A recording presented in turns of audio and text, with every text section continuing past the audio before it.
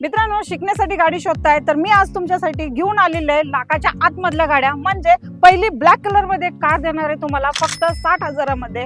दुसरी असणार आहे 70,000मध्ये अल्टो भेटणार आहे. तिसरी असणार आहे पेट्रोल प्लस सीएनजी मध्ये 85,000मध्ये तुम्हाला ही भेटणार आहे.